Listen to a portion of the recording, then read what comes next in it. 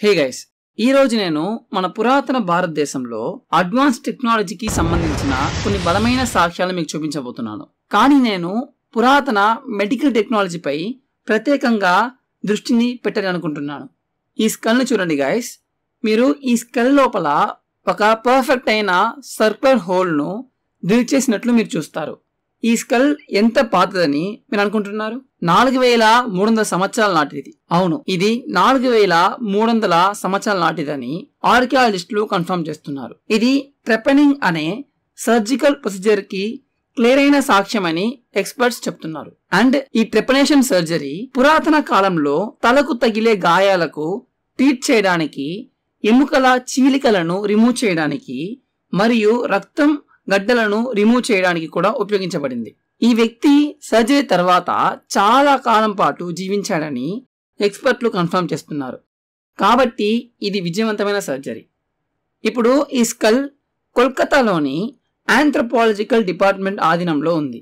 So మీరు భారతదేశంలోని major city అయిన కోల్కతాకు వెళ్తే మీరు ఇప్పటికీ ఈ స్కల్ ని చూడవచ్చు. మీరు 4300 సంవత్సరాల క్రితం ఆలోచించినప్పుడు ఇది మీ మనసులో సాధారణంగా కనిపించే ఒక చిత్రం మాత్రమే. బహుశా మీరు కర్రలు మరియు రాళ్లతో తిరుగుతున్న మనుషుల గురించి ఆలోచించుంటారు. ఈ స్కల్ ను హరప్పా అనే ప్రదేశంలో త్రవ్వి బయటకు తీశారు. ఇది ఇండస్ వ్యాలీ నాగరికతలో ఒక భాగం. నేడు ఇండస్ వ్యాలీ ఇలా కనిపిస్తుంది. ఇది నిజంగా షాకింగ్ గా ఉంది. వారు మేజర్ సిటీస్ ను ప్లాన్ చేసి నిర్మించారు. పట్టణ ప్రణాళికలో ఉత్తరం నుండి దక్షిణానికి లేదా తూర్పు నుండి పడమరకు వెళ్లే వీధులను కార్డినల్ దిశలకు సమలేఖనం చేశారు. మీరు ఏరియల్ వ్యూ నుండి చూస్తే ఈ వీధులు ఒక గ్రిడ్ సిస్టమ్ లా కనిపిస్తాయి. ఈ మెయిన్ రోడ్ ను 35 అడుగుల వెడల్పుతో పాటు వాహనాలు వెళ్లేందుకు వీలుగా వీధుల మూలలో భవనాలు, గుండ్రటి గోడలు నిర్మించారు. వారు వేల సంవత్సరాల క్రితం ఎలాంటి వాహనాలను ఉపయోగించారు? మీలో కొందరు అనుకోవచ్చు, ప్రజలు 4300 సంవత్సరాల క్రితం సర్జరీ చేశారని. లేదు, ఇది ఇప్పటి వరకు మనం కనిపెట్టని సాక్ష్యం. మనం ఇంకా మరింత వెనుకకు వెళ్లే మరిన్ని సాక్ష్యాలను కనిపెడతాము. బహుశా మనం మరింత ఎక్కువగా త్రవ్వినప్పుడు 10,000 సంవత్సరాల నాటి ఆధారాలు కూడా బయటపడవచ్చు. మెడికల్ టెక్నాలజీ యొక్క 10,000 సంవత్సరాల పురాతన ఆధారాల ఇది చాలా స్వచ్ఛమైన అతిశయోక్తిలాగా ఉంది కదా. ఆ సమయంలో మనుషులు కూడా బట్టలు వేసుకోవడం మొదలు పెట్టారా? ఇండస్ వ్యాలీ నాగరికతలో దంత వైద్యం యొక్క ప్రాచీన సాక్ష్యం సుమారు 7,000 నుండి 9,000 సంవత్సరాల క్రితం నాటిది. ఇది జీవించి ఉన్న వ్యక్తికి సహాయం చేయడానికి ప్రదర్శించబడింది. ఇండస్ వ్యాలీ త్రవ్వకాల ప్రదేశంలో ఒకరి నుండి మాత్రమే కాదు, 9 మంది పెద్దవాళ్ళ నుండి డ్రిల్ చేసిన మోలర్ క్రౌన్స్ ను కనిపెట్టారు. పరిశోధకులు దీన్ని పునఃసృష్టి చేయడానికి ఈ విధంగా ప్రయత్నించారు. ఒక రాడ్ హోల్డర్ లో ఒక ఫ్లింట్ డ్రిల్లింగ్ టిప్ ను అమర్చి ఒక బౌ స్ట్రింగ్ కు అటాచ్ చేశారు. దీని గురించి ఆలోచించండి గాయస్, ఇది డెమో మాత్రమే. కానీ వారు జీవించి ఉన్న వ్యక్తిపై దీన్ని చేయగలరా? అతని నోరు తెరిచి యాక్చువల్లీ వారు లోపల అధిక వేగంతో డ్రిల్ చేయాలి. అదే సాక్ష్యం. సో ఈ ప్రిమిటివ్ టెక్నాలజీతో మీరు దంతాలను ఎలా డ్రిల్ చేస్తారు? అది అసాధ్యం. ఇప్పుడు మానవ శరీరంలో అత్యంత కఠినమైన సబ్స్టెన్స్ ఏది? బోన్సా? కాదు, అత్యంత కఠినమైనది tooth enamel. So tooth enamel లో ఈ హోల్స్ ను డ్రిల్ చేయడానికి వారు ఎలాంటి టూల్స్ ను ఉపయోగించారో ఆలోచించండి. భారతీయ చరిత్రలో మనం ఈ కాలక్రమాన్ని చారిత్రాత్మక కాలం అని కూడా పిలవలేము. మనం దీనిని పూర్వ చారిత్రక కాలం అని పిలుస్తాము. మానవ చరిత్రను 2 భాగాలుగా విభజించారు. ఇది నిన్నటి నుండి ప్రారంభమై గత 3200 సంవత్సరాల నాటి చారిత్రక కాలం. ఈ చరిత్ర పూర్వకాలం 3200 సంవత్సరాల కంటే పాతది. ఎందుకంటే వారు చేసిన దానికి సంబంధించిన లిఖిత పూర్వక రికార్డులు మన దగ్గర లేవు. కాబట్టి వారు తమ చరిత్రను డాక్యుమెంట్ చేయలేదు. ఆ సమయంలో వారికి చదవడం, రాయడం తెలియదని, ఆ సమయంలో రాసే విధానం లేదని చాలా మంది నమ్ముతున్నారు. కానీ దాని గురించి ఆలోచించండి.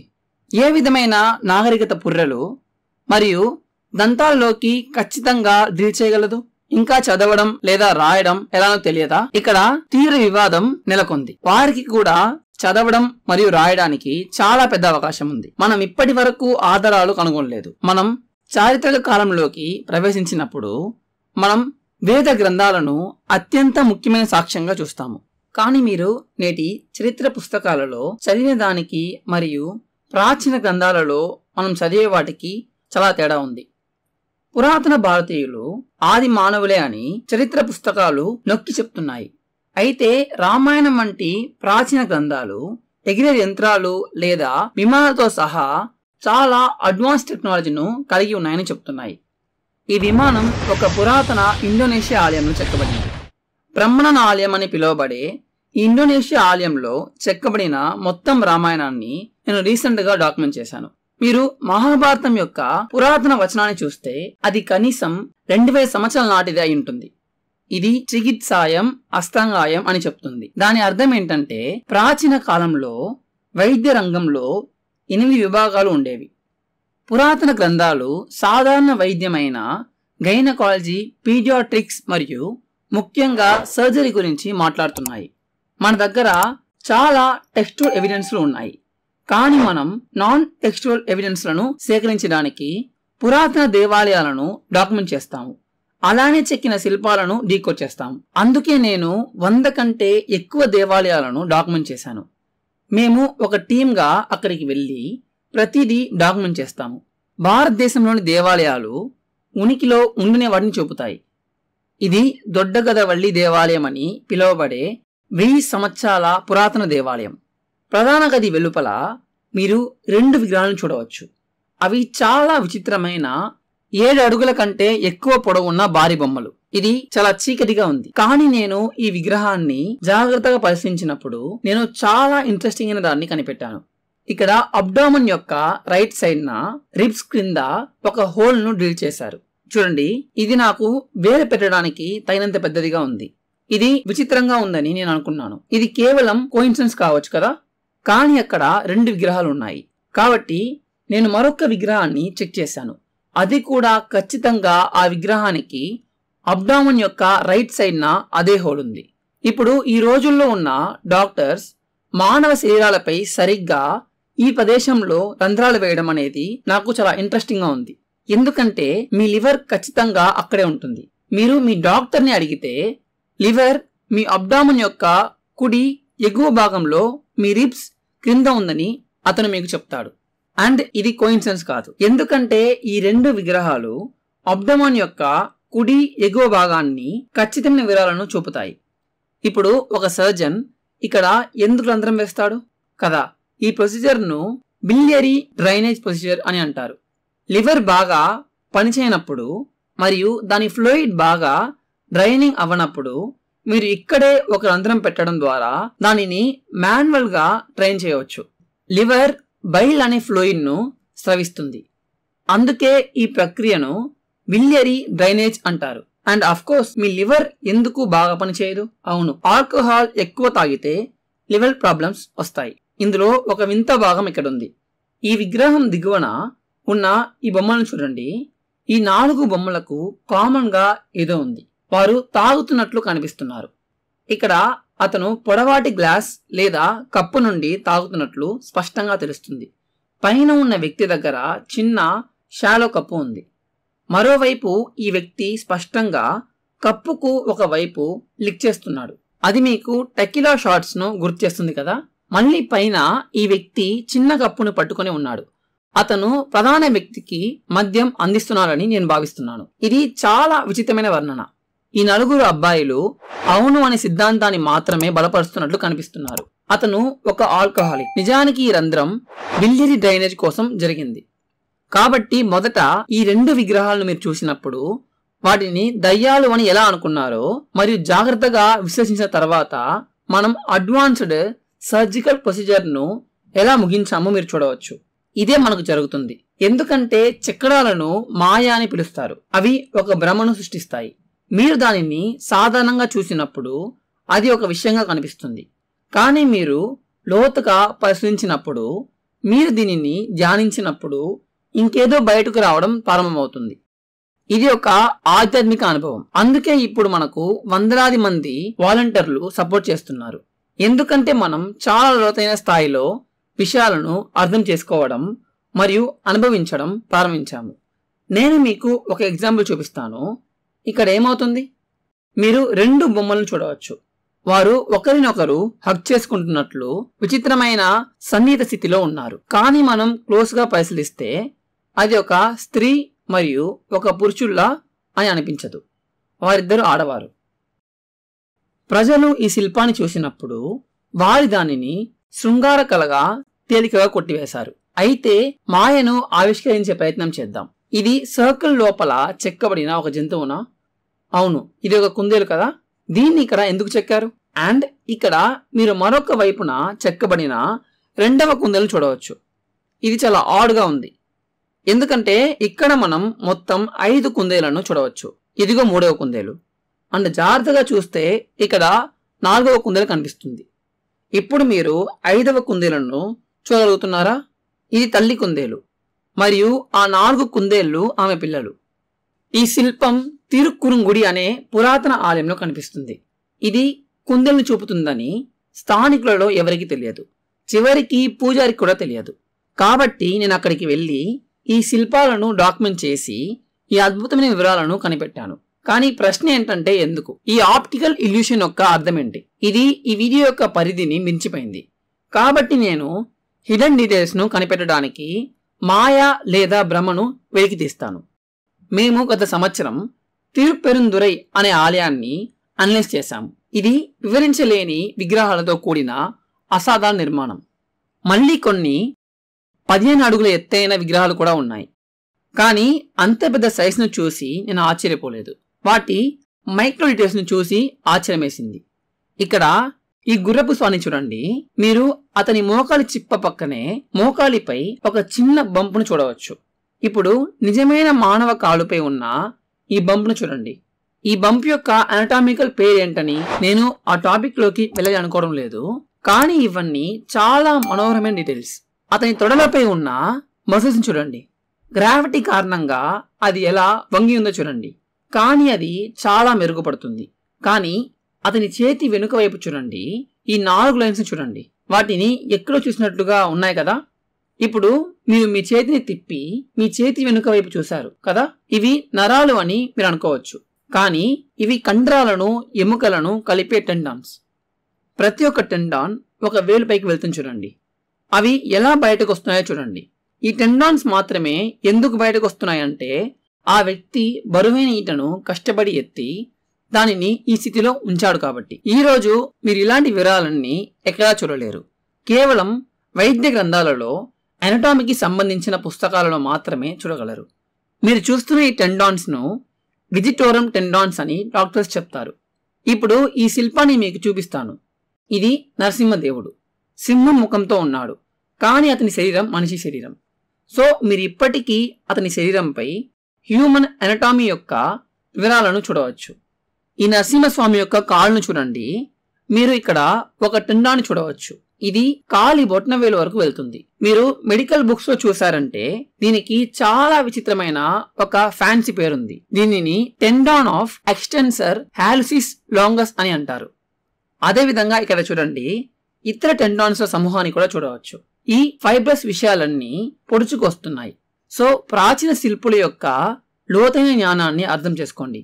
కొంతమంది హిస్టారియన్లు పురాతన భారతీయ రాజులు ఈ శిల్పాలను తయారు చేయడానికి బానిసలను ఉపయోగించారని చెప్పారు. బలవంతంగా శమించబడిన బానిస అటువంటి వివరాలను సృష్టిస్తాడా? నరసింహ భగవానుడు తన చేతులతోనే ఒకరి పేగులను చీల్చి నాశనం చేస్తున్నాడు చూడండి.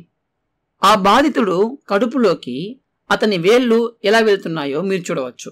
కానీ ఇక్కడ ఒక పెద్ద సమస్య ఉందండి. కనిపిస్తుందా? ఇక్కడ పెద్ద గొట్టంలా కనిపిస్తుంది కదా, ఇదే పెద్ద ప్రేగు. ఇక్కడ 2 చిన్న గొట్టాలలాగా ఉన్నవి చిన్న ప్రేగులు. ఇది చాలా అసాధారణమైనది. ఎముకలు మరియు టెండాన్ల వంటి బయటకు కనిపించే వివరాలను మనం చూసినప్పుడు శిల్పులు మోడల్స్ ను ఉపయోగిస్తున్నారని మరియు వారు చూసిన వాటిని చెక్కారని మనం క్లెయిమ్ చేయవచ్చు. కానీ ఈ శిల్పి చిన్న ప్రేగు మరియు పెద్ద ప్రేగులను ఎలా చెక్కగలిగాడు? ఈ వివరాలను చెక్కాలంటే అతను ఒకరి పొట్టను తెరిచి వాటిని చూసి చెక్కుండాలి. నేడు ఒకవేళ మీరు మెడిసిన్ చదువుతుంటే మీ ప్రొఫెసర్ ఒక మోడల్ని కలిగి ఉంటాడు. మీకు చిన్న ప్రేగు మరియు పెద్ద ప్రేగు మరియు మొదలైన వాటిని చూపిస్తాడు. ప్రాచీన భారతీయులు కూడా ఈ ఇంటర్నల్ ఆర్గన్స్ పై సిస్టమేటిక్ గా స్టడీ చేశారా? దీన్ని అలహాబాద్ మ్యూజియంలో కనిపెట్టారు. ఆర్కియాలజిస్టులు ఇది ఒక పురాతన కళాఖండమని, మగమానవ శరీరం యొక్క ప్రేగులను చూపించే ఒక మోడల్ అని కన్ఫర్మ్ చేశారు. దీనిని 2వ శతాబ్దపు ఏడి నాటిదిగా ఎక్స్పర్ట్స్ గుర్తించారు. అంటే ఇది సుమారు 1800 సంవత్సరాల పురాతనమైనది. ఈ విగ్రహాన్ని ఖచ్చితంగా వాళ్ళు అందం కోసం చేయలేదు. పురాతన హిందువులు ఖచ్చితంగా హ్యూమన్ అనాటమీ గురించి స్టడీ చేశారు. అది మాత్రమే కాకుండా శాస్త్రీయ ప్రయోజనాల కోసమే ఈ విగ్రహాన్ని చేసుంటారు అనడంలో సందేహమే లేదు. ఇక్కడ రాణి కి వావ్ అని పిలువబడే ఒక అద్భుతమైన ఆలయం ఉంది. ఇది ఒక విలోమ ఆలయం. ఇది భూగర్భంలోకి వెళ్తుంది. ఈ ఆలయంలో ఎవరు గమనించని ఒక వింత శిల్పం ఉంది. ఇక్కడ ఒక గర్భిణీ స్త్రీ ఉంది. ఈ పురుషుడు ఆమె బొడ్డుపై ఒక సిలిండ్రికల్ డివైస్ ను పట్టుకొని ఆమె బొడ్డు నుండి వచ్చే సౌండ్ ని వింటున్నాడు. కేవలం 100 సంవత్సరాల క్రితం ఫ్రాన్స్ కు చెందిన పినాడ్ అనే డాక్టర్ పినాడ్ హార్న్ అనే డివైస్ ని కనిపెట్టాడు. మీరు దీని గర్భిణీ స్త్రీ బొడ్డుపై ఉంచి పిండం యొక్క హార్ట్ బీట్ ను వినవచ్చు. కానీ ఇది 1000 సంవత్సరాల నాటి చెక్కడం అదే విధమైన డివైస్ ను చూపుతుంది. అండ్ ఇది ఇంతకి ముందెన్నడూ తెలియదు. దీన్ని నా అన్వేషణలో నేను కనిపెట్టాను. ప్రాచీన భారతీయులకు hereditary disorders and genetic disorders గురించి తెలుసు. పురాతన వైద్య గ్రంథాలలో Down syndrome and Klinefelter syndrome మాదిరిగానే అనేక సూచనలు ఉన్నాయి. సంతానోత్పత్తి లేదా రక్త సంబంధమైన వివాహాలు అటువంటి సమస్యలను కలిగిస్తాయని మనకు తెలుసు. సింపుల్ గా చెప్పాలంటే మార్టిన్ స్కోర్సెస్ మీ కజిన్ ని తాకవద్దు అని అంటాడు. ఎందుకంటే మీ పార్ట్నర్ పూర్తిగా డిఫరెంట్ అయిన జీన్ పూల్ తో రావాలి. ఇది మనకు ఈ మధ్యన అర్థమైందని భావిస్తున్నాం. కానీ భారతదేశంలో గోత్ర అనే భావన ఉంది. ప్రతి హిందువుకి తన పూర్వీకుడి పేరు మీద ఒక గోత్రం ఉంటుంది. ఈ గోత్రానికి పూర్వీకుల పేరు పెట్టారు. ఉదాహరణకి నా గోత్రం అత్రి కావచ్చు. ఇది చాలా కాలం క్రితం జీవించిన నా పూర్వీకుడి పేరు. ఇప్పుడు హిందూ మతం ప్రకారం చూసుకుంటే మీరు ఒకే గోత్రంలో వివాహం చేసుకోకూడదు. ఇది హిందూ మతంలో నిషేధించబడింది. సో ఒకవేళ నేను ఒక ర్యాండమ్ అమ్మాయిని ఇష్టపడి తనని మీట్ అయ్యాను, కానీ ఆమె తన గోత్రం కూడా అత్రి అని చెప్పినట్లయితే నేను ఆమెని పెళ్లి చేసుకోలేను. ఎందుకంటే పురాతన భారతీయ గ్రంథాల ప్రకారం మీ పిల్లలు శపించబడతారు. ఇది నిజమైన శాపం వంటిదని మనం భావిస్తాం. కానీ వారు జెనెటిక్ డిసార్డర్స్ తో శపించబడవచ్చని మనం అర్థం చేసుకున్నాము. నేడు శాస్త్రవేత్తలు సాధారణ పూర్వీకుల నుండి సంక్రమించిన ఆటోసోమల్ రిసెసివ్ జీన్ యొక్క వారసత్వ కారణంగా రిసెసివ్ డిసార్డర్స్ కు ఎక్కువ ప్రమాదం ఉందని మనకు చెప్తున్నారు. సో ఒకవేళ మీకు మీ పార్ట్నర్ కి సాధారణ పూర్వీకులు లేకపోతే మీరు రిసెసివ్ జెనెటిక్ డిసార్డర్స్ యొక్క ప్రసారాన్ని నివారించవచ్చు. అండ్ ఎగ్జాక్ట్ గా గోత్రం అంటే అదే. నేటికి భారతదేశంలో ఈ పురాతన పద్ధతిని అనుసరిస్తున్నారు. మనం ఆక్సిజన్ ను పీల్చుకుంటామని, అది మన జీవితానికి చాలా ముఖ్యమైనదని మనందరికీ తెలుసు. కానీ ఈ ఆక్సిజన్ మన శరీరంలో ఎక్కడ చేరుతుందో తెలుసా మీకు? భగవద్గీత యొక్క పురాతన వచనం శ్లోకం 14 అధ్యాయం 15లో నేను జీవితపు గాలిని, దాని ద్వారా నేను ఆహారాన్ని జీర్ణించుకుంటాను అనే ఈ కోట్ను మనం చూడవచ్చు.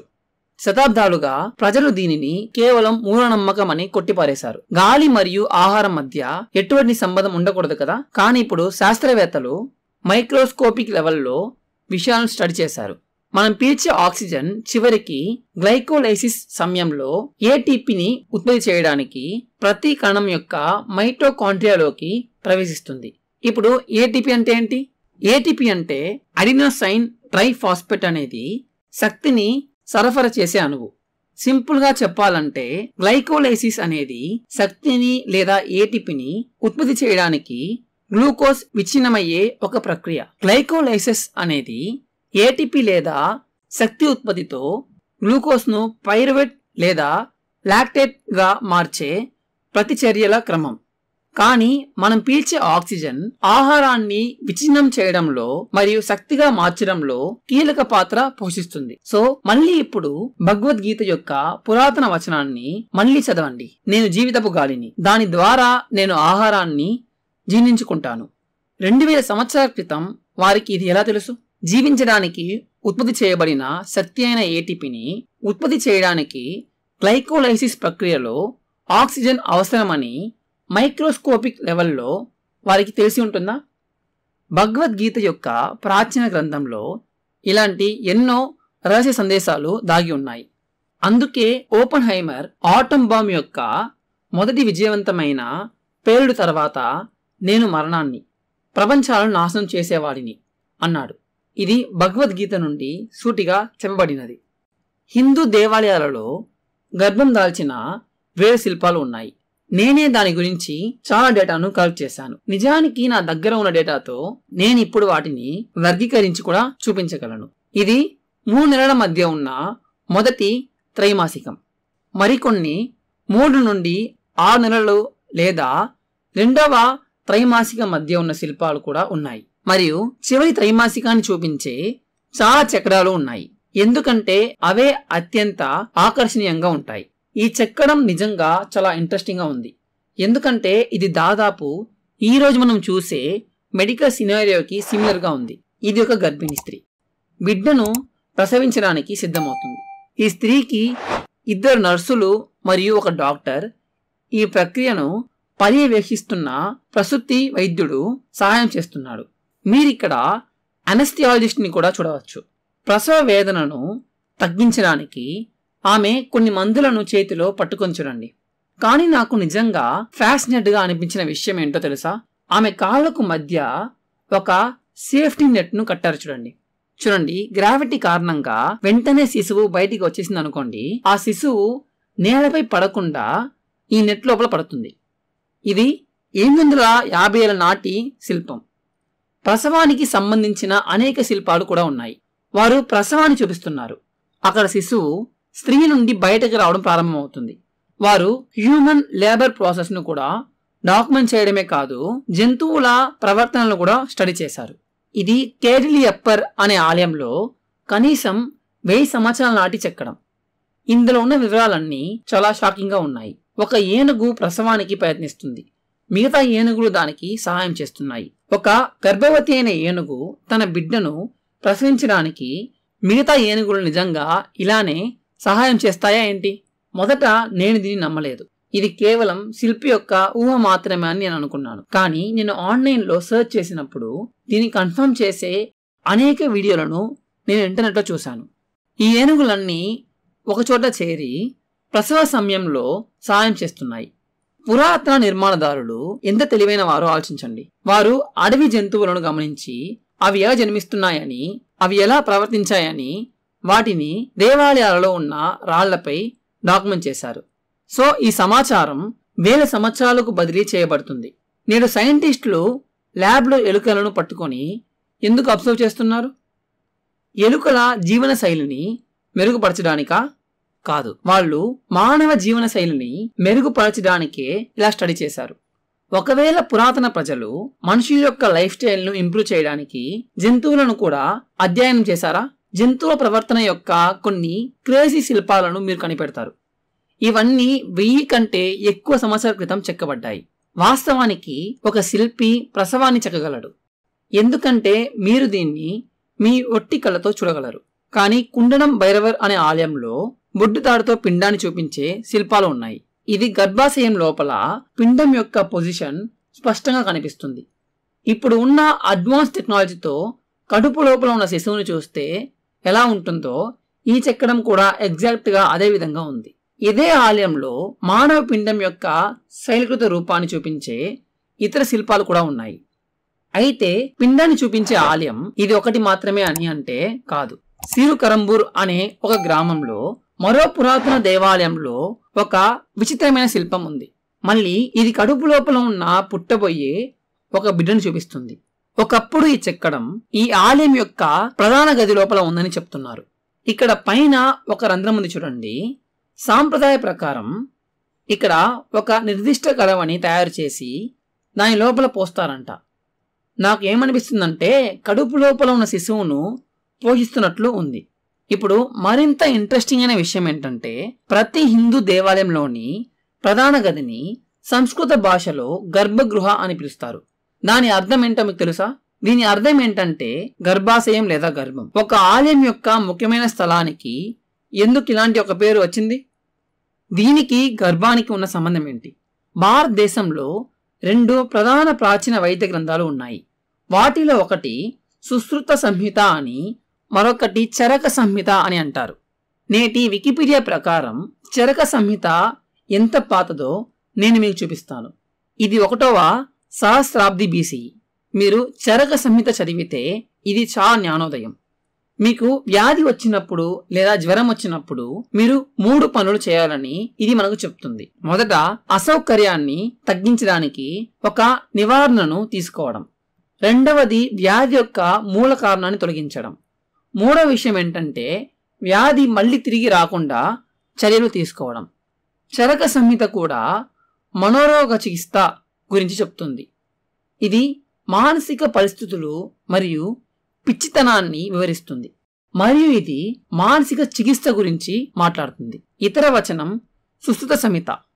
ఈ వచనం 60 రకాల గాయాల చికిత్సలు, 300 శస్త్రచికిత్సలు మరియు 8 విభాగాలలో శస్త్రచికిత్సల వర్గీకరణను వివరిస్తుంది. సుశ్రుత సంహితలో పేర్కొన్న కొన్ని టూల్స్ ను మీకు చూపిస్తాను. ఇది ఒక ఫోర్సెప్స్ పేర్, ఇది మరొకటి. ఈ పురాతన గ్రంథంలో అనేక రకాల ఫోర్సెప్స్ ను మెన్షన్ చేశారు. ఇది ఒక స్కల్పల్, ఇది ఒక లాన్సెట్, ప్రాప్స్, సూచరింగ్ నీడిల్స్. ఇక్కడ ఒక స్పెక్యులం ఉంది. ఇప్పుడు స్పెక్యులం అంటే ఏంటి? ఇది ఒక ఎండోస్కోప్ లాంటిది, కానీ కాంతి మూలం లేకుండా మీరు దానిని మానవ కక్ష్యలో చొప్పించి పరిశీలించవచ్చు. ఈ వచనం చాలా స్పెక్యులా గురించి మాట్లాడుతుంది. సుశ్రుత సంహితలో 120 కంటే ఎక్కువ శస్త్రచికిత్సల గురించి ప్రస్తావించబడింది. సో భారతదేశంలో పురాతన కాలంలో సర్జరీ ఎంత అధునాతంగా ఉండేదో మీరు ఊహించవచ్చు. ఇది ఉత్కంఠభరితమైన అందమైన మహిళ యొక్క భారీ శిల్పం. అయితే ఆమె ఎవరని మాత్రం ఎక్స్పర్ట్లు వివరించలేకపోతున్నారు. ఈమె శరీరంలో సరిగ్గా మధ్యలో ఒక లైన్ ఉంది చూడండి. అది ఆమె చర్మం నుండి పొడుచుకు వచ్చిన ఒక సన్నని గడ్డలాగా ఎలా చూపించారో చూడండి. ఈ రోజుల్లో ఉన్న వైద్యులు దీన్ని ట్రెడిషనల్ థొరాసిస్ ఇన్సిషన్ అని పిలుస్తున్నారు. ఒకరికి ఆపరేషన్ చేసినప్పుడు వాళ్ళ శరీరంపై కట్ చేసిన దాన్ని థొరాసిస్ ఇన్సిషన్ అని అంటారు. ఒక సర్జన్ లేదా డాక్టర్ పేషెంట్ చెస్ట్ పైన ఆపరేషన్ చేసినప్పుడు నార్మల్ గా ఇలానే కట్ చేసి సర్జరీని స్టార్ట్ చేస్తారు. ఆపరేషన్ పూర్తి అయ్యాక కొన్ని నెలల తర్వాత ఈ చర్మం నయమైన తర్వాత ఆ మచ్చ చూడడానికి ఎగ్జాక్ట్ గా ఇలానే కనిపిస్తుంది. కానీ 9వ శతాబ్దంలో కట్టిన ఒక గుడిలో ఇలాంటి వివరాలను వాళ్ళు ఎలా చెప్పగలిగారు? ఈ మహిళ 1200 సంవత్సరాలకు ముందే ఏదైనా సర్జరీ చేయించుకుందా? ఇప్పుడు దొడ్డగదవల్లి దేవాలయానికి వెళ్తాం. వారు అబ్డమెన్ లో ఎలా రంధ్రాలు చేశారో గుర్తుందా? అయితే అంతకంటే విచిత్రం ఒకటి ఉంది. జాగ్రత్తగా గమనించండి. ఈ 2 కళ్ళు చూసే వాళ్లను భయపెట్టే విధంగా ముందుకు వచ్చి ఉన్నాయి. కానీ ఈ కళ్ళకు వెనుక ఈ పుర్రెలో మరొక రంధ్రం ఉంది చూడండి. ఈ గుడిలో ఈ స్థలమే చాలా చీకటిగా ఉంది. అయినప్పటికీ మీరు ఈ రంధ్రాన్ని చూడగలరని నేను నమ్ముతున్నాను. మళ్ళీ నా వేలు లోపలికి వెళ్లేంత విధంగా పెద్దగా ఉన్న ఒక రంధ్రం. వావ్, ఇది చాలా అంటే చాలా వింతగా ఉంది కదా. పురాతన నిర్మాణదారులు అసలేం చేస్తున్నారు? వారు మనకు ఏం చెప్పడానికి ప్రయత్నిస్తున్నారు? కానీ ఇక్కడ ఇది నిజంగా విచిత్రంగా ఉంది. ఈ రోజు డాక్టర్లు ఇక్కడ కూడా రంధ్రాలు వేస్తున్నారు. ఇప్పట్లో ఉన్న డాక్టర్స్ లోబోటోమీ అని పిలువబడే సర్జికల్ ప్రొసీజర్ ఉంది. దీనిలో మెదడులోని కొంత భాగాన్ని కట్ చేసి బయటకు తీసేస్తారు. ఇందులో మరింత ఇంట్రెస్టింగ్ అయిన విషయం ఏంటంటే ఈ రోజు మీరు వికీపీడియాకు వెళ్ళి లోబోటోమీ అని వెతికితే ఆ పేజీలో ఎగ్జాక్ట్ గా ఈ ప్లేస్ లో రంధ్రం ఉన్నట్లు చూపిస్తుంది. ఇది వికీపీడియాలో అదే పేజీలో తీసిన పిక్చరే. ఇందులో ఏం చెప్తున్నారంటే ఈ సర్జరీ చేయాలంటే మన స్కల్ లో ఒక చిన్న రంధ్రం వేస్తారంట.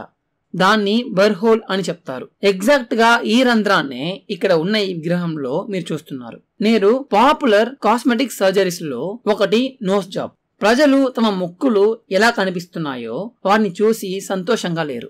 లేదా వర్స్ట్ కేస్ సినారియోలో వారికి ప్రమాదం జరిగి వారి ముక్కు కొంచెం మెస్డప్ అవుతుంది.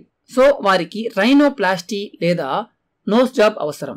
కానీ మీరు సర్జన్ వద్దకు వెళితే అతను నోస్ జాబ్ ను ఏమని పిలుస్తాడో మీకు తెలుసా? The Indian flop. అది ఒక విచిత్రమైన పేరు. కానీ భారతదేశం 2000 సంవత్సరాల క్రితం నోస్ జాబ్స్ కు మరియు ఇతర కాస్మెటిక్ సర్జరీస్ కు రాజధానిగా ఉండేది. సుశ్రుత సంహిత వచనం నుదిటి నుండి కొంత చర్మాన్ని ఎలా తీసుకొని ముక్కును పునర్నిర్మించాలో వివరిస్తుంది. మీరు నమ్ముతారో లేదో కానీ ఇదే టెక్నిక్ ను నేటికి ఉపయోగిస్తున్నారు. సో మీరు కిమ్ కార్డియాషన్ చూస్తున్నారని, మనం కాస్మెటిక్ సర్జరీలో పరాకాష్ఠలో ఉన్నామని అనుకుంటున్నారని నాకు తెలుసు. అదే సర్జరీ 2000 సంవత్సరాల క్రితం భారతీయ గ్రంథంలో నమోదు చేయబడిందని గ్రహించారు. బోస్టన్ కు చెందిన డాక్టర్ జోనథన్ మాసన్ వారన్ 1830లలో యుఎస్ లో మొట్టమొదటిగా నోస్ జాబ్ చేసి దానిని ఇండియన్ ఫ్లాప్ అని అతను పిలిచాడు. భారతదేశంలోని ప్రసిద్ధి చెందిన అవతారాలలో శ్రీకృష్ణ అవతారం ఒకటి. ప్రాచీన గ్రంథాలలో కృష్ణుడి పుట్టుక కొంచెం క్లిష్టంగా ఉందని మనం చదువుకోవచ్చు. అతని తల్లి అతనికి సహజంగా ప్రసవించలేదు. సో వారు ఆమెకు సి సెక్షన్ చేయవలసి వచ్చింది. ఈ సర్జరీ విధానాన్ని పురాతన గ్రంథంలో శాల్య ప్రయోగ అని చెప్పారు. ఆ తల్లి బొడ్డుని కోసే కృష్ణుడిని ప్రపంచంలోకి తీసుకొచ్చారు. నిజంగా ఇంట్రెస్టింగ్ అయిన విషయం ఏంటంటే, కంబోడియా దేవాలయాలలో కృష్ణుని తల్లి బొడ్డు దిగువన కత్తిరించిన గుర్తులతో చూపబడింది. ఇది ఆధునిక సి సెక్షన్ ద్వారా సృష్టించబడిన గుర్తులకు సమానంగా ఉంటుంది. కొంతమంది ఇవి ప్రెగ్నెన్సీ వల్ల వచ్చే స్ట్రెచ్ మార్క్స్ అని క్లెయిమ్ చేస్తున్నారు. అయితే స్ట్రెచ్ మార్క్స్ నిలువుగా ఉంటాయి, అడ్డంగా ఉండవు. అండ్ మీరు వాటిని బొడ్డు మొత్తం చూడవచ్చు. కానీ సి సెక్షన్ మార్కులు హారిజాంటల్ గా ఉంటాయి. అండ్ ఈ మార్క్స్ పొత్తి కడుపు దిగువ భాగంలో మాత్రమే చూపబడతాయి. ఇది సి సెక్షన్ డెలివరీని స్పష్టంగా చూపిస్తుంది. సి సెక్షన్ పై అవగాహన లేకుంటే ఈ మార్క్స్ తో కృష్ణుడి తల్లిని ఇలా చూపించాలని శిల్పులకు ఎలా తెలుసు? నిజానికి ఈ మార్క్ను అనేక హిందూ దేవాలయాలలో ఉన్న దేవతలు లేదా గాడ్ మదర్స్ యొక్క అనేక శిల్పాలలో చూపించారు. దీని అర్థం ఏంటంటే, పురాతన కాలంలో సి సెక్షన్ సర్జరీలు ఈనాటి మాదిరిగానే సాధారణమైపోయాయి. ఇప్పుడు నేను మీకు చాలా విచిత్రమైన భారతీయ ఆచారాన్ని చెప్తాను. ఈ పురాతన ఆచారాలు భారతదేశంలో మాత్రమే వేల సంవత్సరాల తర్వాత కూడా నేటికి కొనసాగుతూనే ఉన్నాయి. ఇంకా దక్షిణ భారతదేశంలో ఉన్న మారుమూల ప్రాంతంలో కూడా శిశువులను ప్రసవించే సాంప్రదాయ వైద్యులు కూడా ఉంటారు. ఈ వైద్యులు ఎప్పుడు స్కూల్స్ కు వెళ్ళలేదు. వాళ్ళు తమ తల్లుల నుండి నేర్చుకున్నారు. వాళ్ళు వాళ్ళ అమ్మమ్మల దగ్గర నుండి నేర్చుకున్నారు. ఇలానే అందరూ నేర్చుకున్నారు. పాప పుట్టిన వెంటనే ఒక విచిత్రమైన ఆచారాన్ని వీరు చేస్తారు. అది ఏంటంటే, ఆ వైద్యుడు బొడ్డు తాడును కట్ చేసి తీసుకుంటాడు. దాని లోపల ఉన్న రక్తాన్ని తీసుకొని ఒక కంటైనర్లో ఉంచుతారు. ఆ తర్వాత ఆమె దానిలో ఒక రహస్య పదార్థాన్ని మిక్స్ చేసి ఆ పదార్థాన్ని చిన్న గాలి కూడా చొరబడని ఒక కంటైనర్లో వేస్తుంది. దానిని తాయొత్తు అని పిలుస్తారు. ఈ రోజు కొంతమంది దీనిని కొనుగోలు చేస్తారు. దీన్ని కట్టుకుంటే మంచి జరుగుతుందని, ఇందులో అద్భుత లక్షణాలు ఉన్నాయని వారు భావిస్తున్నారు. ఇది కంటైనర్ అని కూడా వారు గ్రహించలేరు. మీరు దీన్ని 2 వైపులు కూడా తెరవచ్చు. దీని లోపల ఏదైనా ఉంచవచ్చు. నిజానికి ఇది చాలా అడ్వాన్స్డ్ అయిన ఒక సాధనం. దీన్ని తాయెత్తు అని ఎందుకు అంటున్నామంటే, తమిళంలో తాయ్ అంటే తల్లి మరియు ఆతు అంటే కత్తిరించడం అని అర్థం. అప్పుడు తాయెత్తు అంటే తల్లి నుండి కత్తిరించేది ఏంటది? బొడ్డుతాడే కదా. కాబట్టి ఒక బిడ్డ పుట్టిన వెంటనే సాంప్రదాయ వైద్యుడు బొడ్డు తాడును కట్ చేసి దాని నుండి రక్తాన్ని తీసి ఈ తాయెత్తు లోపల నిల్వ చేసి సురక్షితంగా భద్రపరుస్తాడు. ఈ వేడుకలో భాగంగా ఈ తాయెత్తును ఆ తాడులో జోడించి నడుముకు కడతారు. ఆ బిడ్డ పెరుగుతున్న కొద్దీ తన నడుముకు ఉన్న పట్టిని నడుము సైజును బట్టి మార్చి కడతారు. కానీ తాయెత్తును మాత్రం ఎప్పుడు మార్చరు. ఎప్పటికీ దానిని వాళ్ళ నడుముకే ఉంచుకుంటారు. ఈ వేడుక గురించి తొల్కాప్యం అని పిలువబడే పురాతన తమిళ వచనంలో కూడా ప్రస్తావించారు. కాబట్టి ఈ విచిత్రమైన ఆచారం 1000 సంవత్సరాల నాటిందని అర్థమవుతుంది. కానీ గత కొన్ని శతాబ్దాలలో భారతీయులు నాగరికత పొందారు. కాబట్టి మన దేశంలో చాలా మంది భారతీయులు ఈ అభ్యాసాన్ని విరమించుకున్నారు. దక్షిణ భారతదేశంలోని మారుమూల ప్రాంతాలలో తప్ప మరెక్కడా కూడా తాయెత్తులు లేవు మరియు ఈ దారాన్ని కూడా కట్టుకోవడం లేదు. ఆ తర్వాత గత కొన్నేళ్లుగా సడన్ గా స్టెమ్ సెల్ టెక్నాలజీ అని పిలువబడే ఒక కొత్త టెక్నాలజీ వచ్చింది. అండ్ అదేం చేస్తుంది? గాడ్ బ్లడ్ ను ప్రిజర్వ్ చేస్తుంది. సో ఈరోజు ఒక శిశువు జన్మించినట్లయితే వైద్యులు దాని మూల కణాలను భద్రపరిచినట్లయితే 50 సంవత్సరాల తర్వాత ఆ 50 ఏళ్ల వ్యక్తికి క్యాన్సర్ వచ్చినట్లయితే వాళ్ళు ఈ మూల కణాలను ఉపయోగించి అతనిని నయం చేయవచ్చు. అయితే పురాతన భారతీయులు కూడా ఇదే టెక్నాలజీని ఉపయోగించేవారా? ప్రతి వ్యక్తి వాళ్ళ సొంత మూల కణాలను వాళ్ళ తాయెత్తులో భద్రంగా ఉంచుకునే వాళ్ళ? నేటి సాంప్రదాయ వైద్యులు ఈ అభ్యాసాల వెనుక ఉన్న అర్థాన్ని 1% మాత్రమే అర్థం చేసుకున్నారని నేను భావిస్తున్నాను. కానీ నేటికి కూడా గ్రామంలో ఒక వ్యక్తికి విషపూరితమైన పాము కాటేసిందని అనుకోండి. ఆ వ్యక్తి నడుముకు ఉన్న తాయెత్తును తెరిచి అందులో ఉన్నదాన్ని కొంచెం తీసుకొని పాలలో కలిపి అతనికి తాగమని చెప్తారు. అదే ఆ వ్యక్తి జీవితాన్ని కాపాడుతుంది. అది పనిచేస్తుంది. కాబట్టి భారతదేశం సైన్స్ పై ఆధారపడిన అనేక విధానాలను కలిగి ఉండాలి.